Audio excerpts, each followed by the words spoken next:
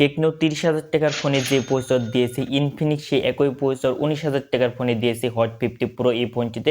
তার পাশাপাশি এই ফোনটিতে আপনারা 19,000 টাকার ভিতরে একটি ডুয়েল স্টোরি স্পিকার পাবেন, একটি AMOLED in display fingerprint sensor পাবেন। তার পাশাপাশি ফোনটির ডিজাইনটিও দেখতে অনেক সুন্দর রয়েছে। তো বন্ধুরা, আজকের এই ভিডিওতে আমরা মূলত ইনফিনিক্স হট 50 প্রো এই ফোনটি কেমন হলো এবং 19,000 টাকা বাজেটের ভিতরে ভালো মন্দ সকল দিকগুলো নিয়ে আজকের ভিডিওতে আমরা আলোচনা করব। কিন্তু তার আগে ফোনটির প্রাইস, এই ফোনটি মোট একটি ভ্যারিয়েন্টে অফিসিয়ালি লঞ্চ হয়েছে 828 GB, যার দাম অফিসিয়ালি 18,999 টাকা। তো বন্ধুরা, এ হলো ইনফিনিক্স হট 50 প্রোর বক্সটি।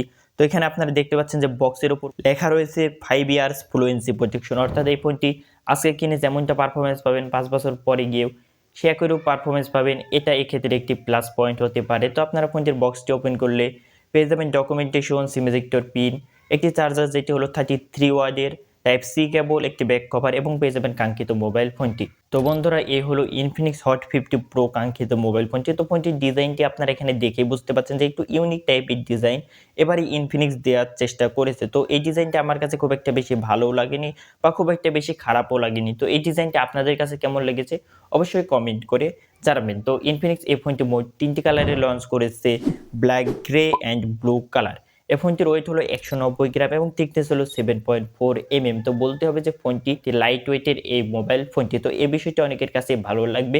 ফোনটির বিল্ড ম্যাটেরিয়াল হলো প্লাস্টিক এবং এই মোবাইল ফোনটিতে আপনারা IP54 এর রেটিং পেয়ে যাবেন, যার ফলে ধুলোবালি এবং হালকা পানির ছিটেফোঁটা থেকে ফোনটি সুরক্ষিত থাকবে। ফোনটির নিচের দিকে আপনারা 3.5 mm অডিও জ্যাকের port, microphone, type C port, speaker grille পেয়ে যাবেন। ডুয়েল স্টোরি স্পিকার, উপরের দিকে একটি স্পিকার রয়েছে ফোনটিতে এবং নিচের দিকে আরেকটি স্পিকার রয়েছে। তো সাউন্ড কোয়ালিটি খুবই ভালো, লাউড অ্যান্ড ক্লিয়ার আমরা বলতে পারি। এছাড়া পেয়ে যাবেন লেফট সাইডের দিকে সিম কার্ড স্লট, যেখানে এট এ টাইম দুটো সিম কার্ড এবং একটি মেমোরি কার্ড ইউজ করতে পারবেন। ভলিউম রকার, পাওয়ার বাটন পেয়ে যাবেন এবং পাওয়ার বাটনের সাথে এখানে ফিঙ্গারপ্রিন্ট সেন্সর নেই, কারণ এখানে ফিঙ্গারপ্রিন্ট সেন্সরটি ডিসপ্লের সাথে রয়েছে। এই ফোনটিতে একটি ইন ডিসপ্লে ফিঙ্গারপ্রিন্ট সেন্সর পেয়ে যাবেন, যেটা বাজেট পয়েন্ট থেকে ঠিকঠাক রয়েছে। আর এখানে যেহেতু ইন ডিসপ্লে ফিঙ্গারপ্রিন্ট সেন্সর দিয়েছে, এক্ষেত্রে অনেকেই বুঝে গেছেন যে এখানে একটি অ্যামোলেড ডিসপ্লে রয়েছে। তার পাশাপাশি এই ডিসপ্লেতে হলো 120 হার্জের একটি ডিসপ্লে এবং এটি হলো ফুল এইচডি প্লাস ডিসপ্লে, যার রেজলিউশন হলো 1080x2436 পিক্সেল, পিপিআই ডেনসিটি হলো 393 এবং এই ডিসপ্লের সাইজ হলো 6.78 ইঞ্চ। 1800 নিটস পিক ব্রাইটনেস রয়েছে ফোনটিতে, যার ফলে ইনডোর আউটডোর দুটো লাইট কন্ডিশনিং একদম ক্লিয়ারলি ফোনটি ব্যবহার করতে পারবেন। তার পাশাপাশি ডিসপ্লের কালার কোয়ালিটি, ভিউ অ্যাঙ্গেল সকল কিছুই দুর্দান্ত রয়েছে। বাজেট পয়েন্ট থেকে একটি সেরা ডিসপ্লে এখানে ইনফিনিক্স দিয়েছে, এটা আমরা বলতেই পারি। ফোনটি যদি আমরা পারফরমেন্স সেকশনে চলে আসি, তাহলে এখানে খুবই দুর্দান্ত কিছু দেওয়া রয়েছে।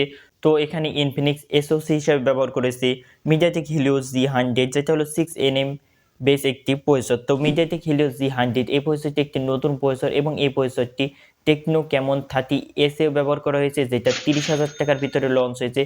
তো এখান থেকে আমরা বলতে পারি যে 19,000 টাকার ভিতরে এখানে ইনফিনিক্স একটি সেরা প্রসেসর ব্যবহার করেছে। তো এই প্রসেসরটিকে আমরা G99 এর আপগ্রেডেড ভার্সন বলতে পারি।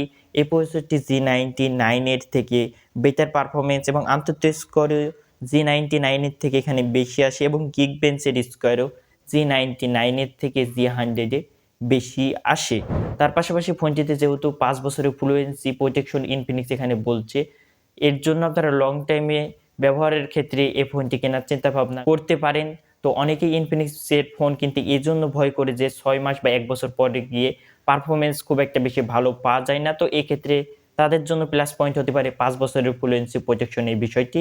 তার পাশাপাশি ফোনটি স্মুথলি আপনারা ব্যবহার করতে পারবেন, এতে কোনো ধরনের সমস্যা হবে না। ফোনটি অ্যাপ ওপেনিং ক্লোজিং টাইম আমার কাছে খুবই দুর্দান্ত লেগেছে, বিশেষ করে এই বাজেট পয়েন্ট থেকে।